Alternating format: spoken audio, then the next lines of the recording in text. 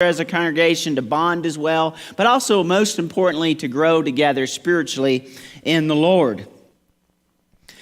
Now I want to talk about social order in our society. Now a lot of times in the church we don't ever talk about the social hierarchy in our churches. We just kind of act like we don't have any type of social order in our congregations, but it's very influential in our churches. In our world, there is plenty of social hierarchy, but usually in the churches of Christ, we actually have a very flat social hierarchy because we have the concept of that all members are ministers, that we are all equal at the foot of the cross. And so there's not this type of hierarchy where somebody is over somebody else. It's very flat within the church. But we know, though, there's still kind of this dynamic of the social conditioning that is happening, of people who have influence, people who do not have influence, and we never talk about it, but we all kind of know it influences churches. Sometimes you may look at a decision and think, why did that decision happen?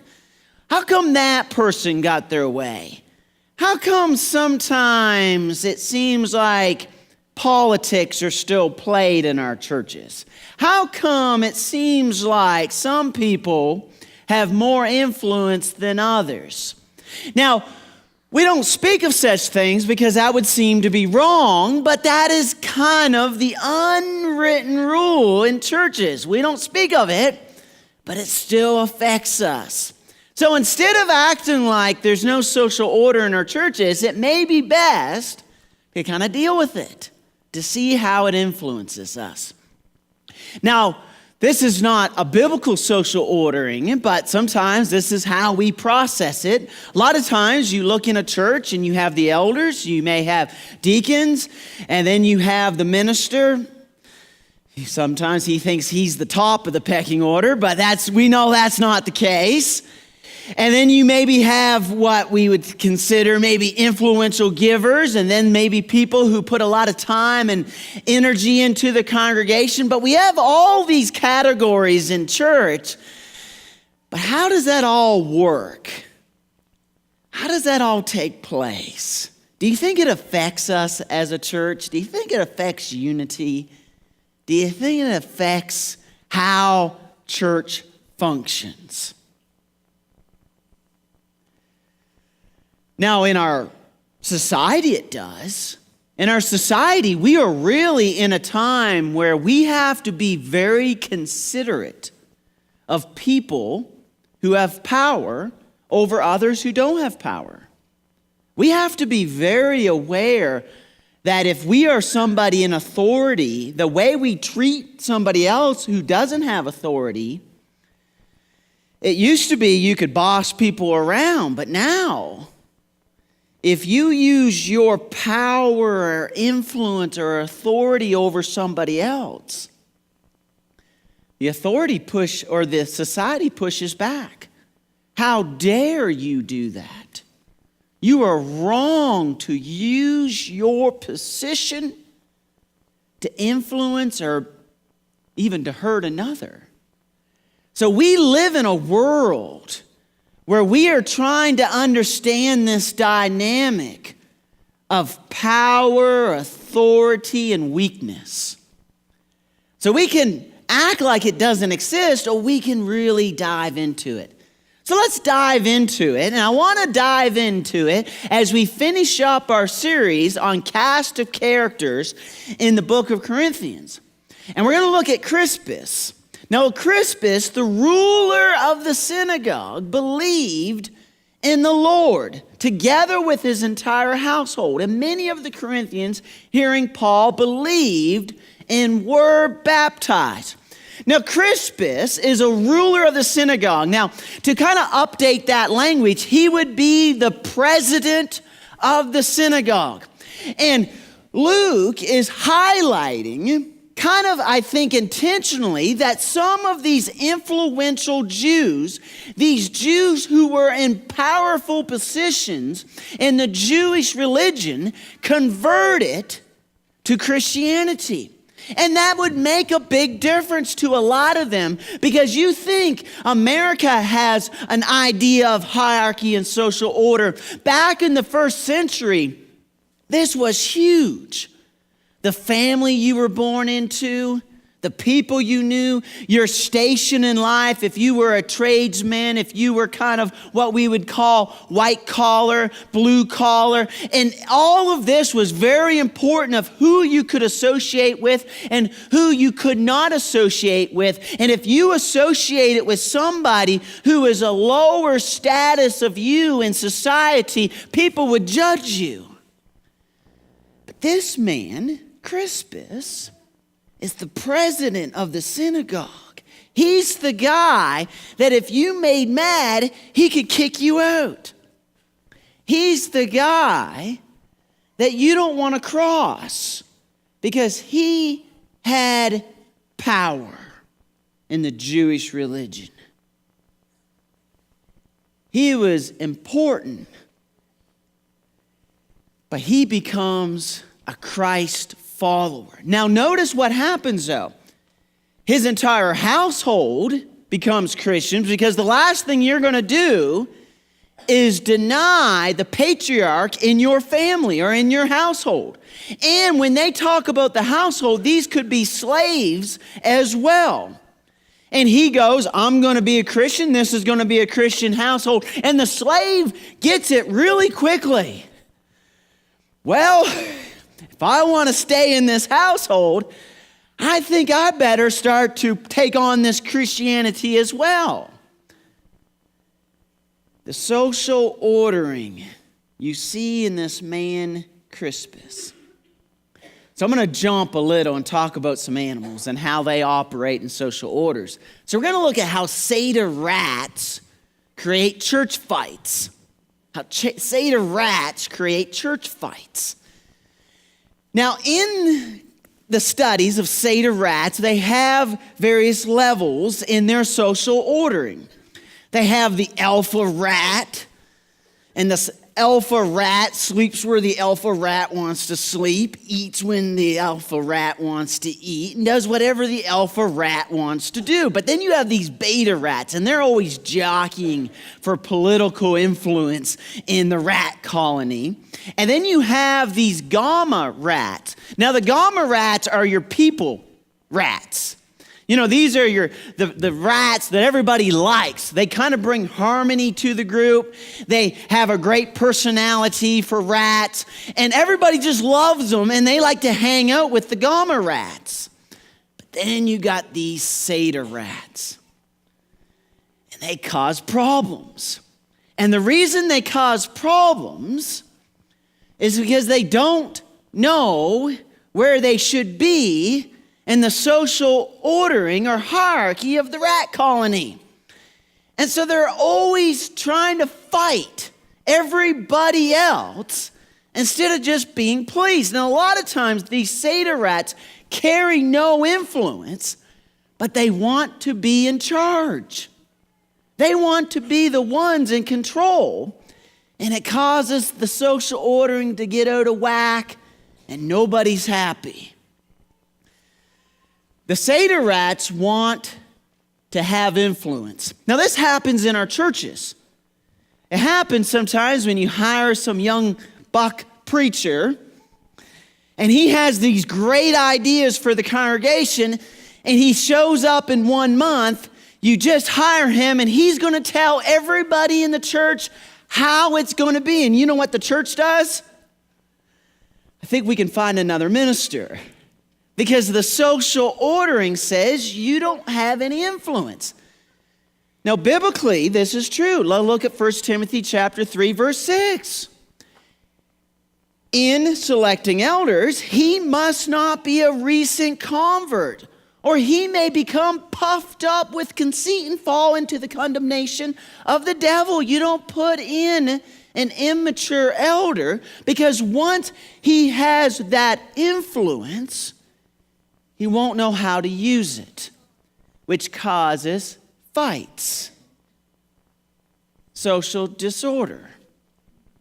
Sometimes people will come to a congregation And you look at Philippians 2:3. Do nothing from selfish ambition or conceit. It's not about you. It's not about you using your influence and authority to get what you want. It's about what Christ wants. Instead, but in humility, count others more significant than yourselves. These satyr rats want to be the bosses, but they only create fights. But we also want to talk about telepoint monkeys bullying church members. Now you may sit back and think, oh, how does this happen? Well, they did a study in 1977, and they took these monkeys, and the monkeys had a social order as well. So you had like the 1s, the 2s, the 3s, the 4s, and the 5s. And the 1s were kind of the alpha monkey, then the 2s were the beta monkey, the 3, the gamma monkey, and then the zeta monkey. You kind of see it. So that was their social ordering. And the problem was, in this experiment, they decided to take the level 3 monkeys and inject them with testosterone.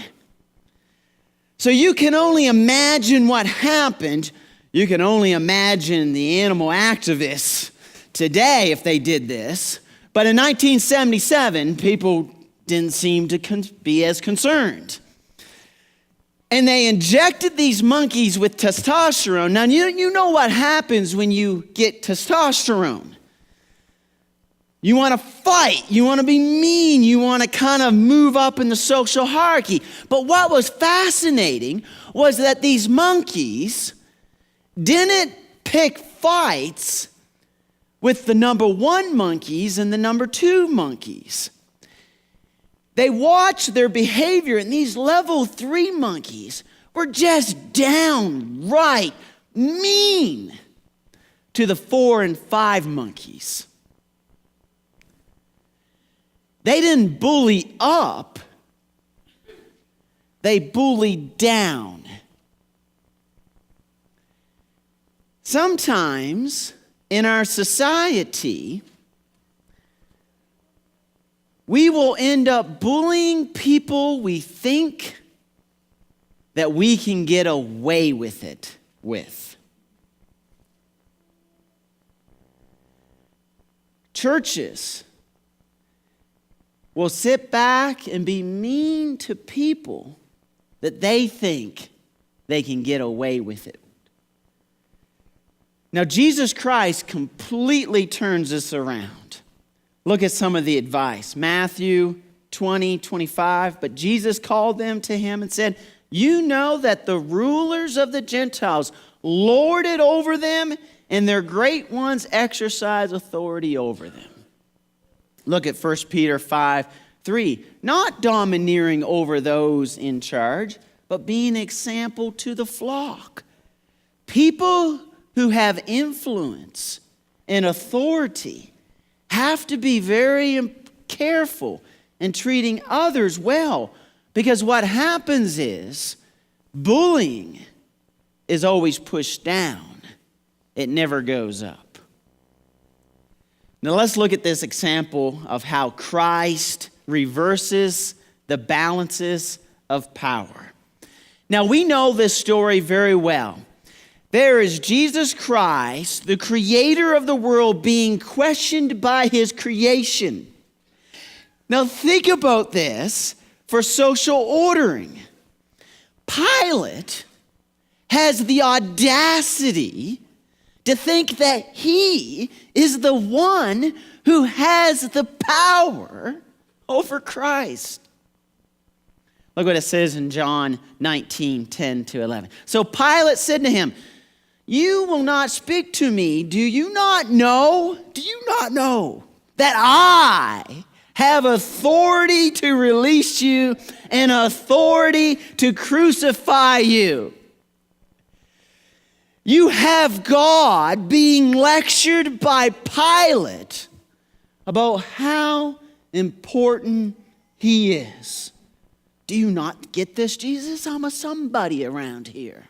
I'm somebody that holds your fate in my hands. And Jesus looks at him. Jesus answered him, you would have no authority over me at all unless it had been given from you from above. Therefore, he who delivered me over to you has the greater sin. But look at what happens. Social ordering starts to take place.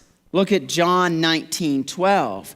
Remember, here is Pilate being so influential, showing how powerful he is. But then look at how quickly he folds. From then on, Pilate sought to release him, but the Jews cried out, if you release this man, you are not Caesar's friend. Everyone who makes himself a king opposes Caesar. All of a sudden, the Jews use political authority and influence over Pilate because Pilate realizes the one thing he cannot do: allow somebody else to claim rulership over Caesar. As soon as he hears this, he realizes, I have to deliver them Jesus because Caesar is over me, and I have to make sure Caesar is happy. Authority, influence, power happens in our world all the time. And we see it in the church in Corinth. Now look at 1 Corinthians 1:14. Here is Crispus again showing back up on the scene. Paul writing, I thank God that I baptized none of you except Crispus and Gaius. Now why is Paul saying that? Well, in this context, they are all talking about who they are following. Which teachers are the most influential? There's some of Apollos, some of Paul, some of Peter, some of Jesus. And they are lining up behind their favorite teachers. And Paul comes into this scenario and says, I'm thankful that I didn't baptize any more of you besides these two men, because the last thing that I'm trying to do is create disciples after me. This is not me trying to gain influence or power in the congregation. This is me trying to help you to serve Jesus Christ. Paul refuses to try to play a political war within that congregation. He sits back and says, I refuse to get involved in this social ordering. The Corinthians were notorious for this.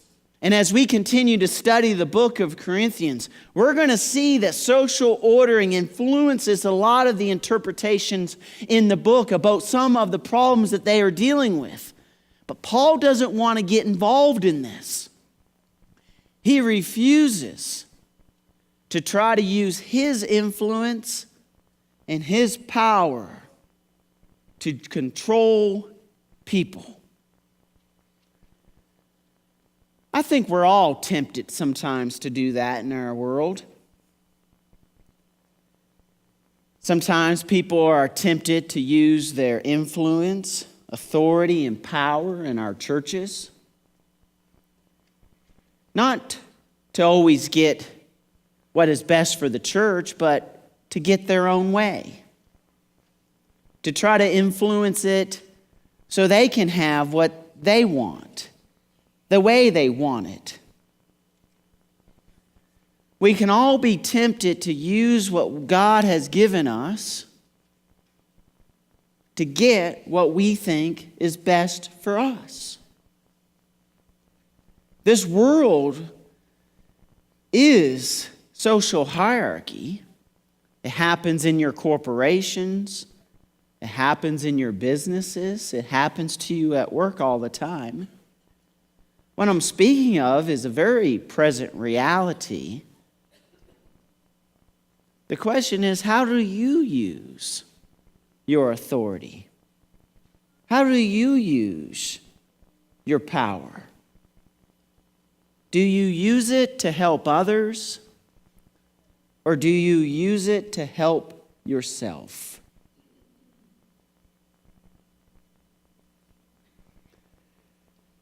I remember many years ago when I was a brand new Christian, I went to this congregation and I was attending there, and they had what they would call the custodian, the janitor. And he would go around every day and he'd clean up and he would fix things and he would just make sure the building was in good shape. About a year into my time while I was attending that congregation, they actually made the custodian an elder. At that time, I thought that seemed fine. Knowing a little more than what I know, sometimes there's this bad reputation that in some churches you have to be a very successful, wealthy man to be an elder. But they made the janitor an elder. Do you know why they did that? Because he was qualified. He was a godly man. He had biblical wisdom. But I also had this other friend named Eddie, and I liked Eddie. Eddie was good to me, and I was very young, and so he would take me to lunch after church quite often. And just say, my brother-in-law always says you can't hide money. He wasn't hiding it very well. And so I'd always drive his Cadillac with him and his wife, and they'd take me to a very nice restaurant. And he had this habit of always shaking my hand with a $100 bill in it. I'll tell you, that's why I stand in the back now. I found that to be a good practice. He was very good to me. He was very financially well off. And one morning, I was watching Eddie talking to the new elder. And Eddie also did not have the talent of hiding his emotions. And he had the elder in the corner, and he was letting him have it. And you could tell he was letting him have it. And I didn't know about social hierarchy when I became a Christian. And so as soon as I went out to lunch with Eddie, guess what I wanted to know? What's going on? Eddie looked at me and said the situation, didn't go into detail, but he just said that he had a disagreement of opinions with the eldership. And I said, well, Eddie, what are you going to do about it? He goes, I'm going to submit. And I sat back and I thought,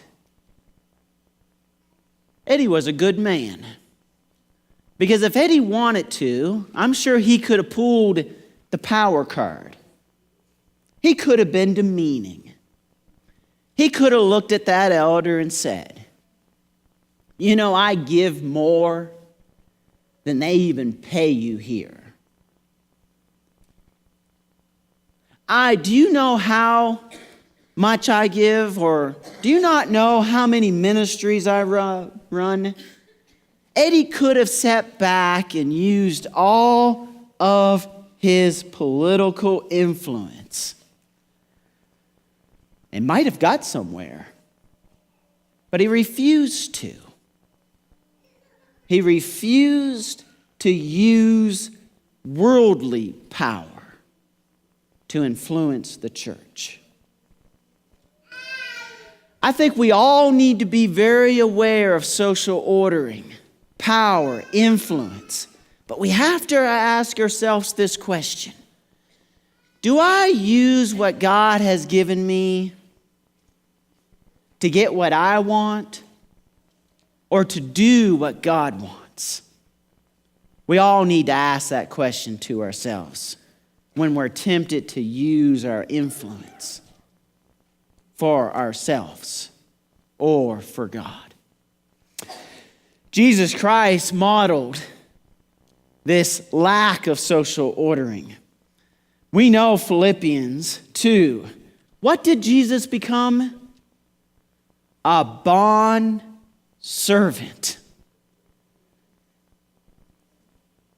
He went to the very lowest level of social ordering to serve us. You have an opportunity to respond to that type of master. If you will believe, confess, repent, be baptized for remission of your sins, rise up out of that water to newness of life. It's a new approach to life as well. And you can do so as we stand and sing the invitation song. Unto thee, O Lord.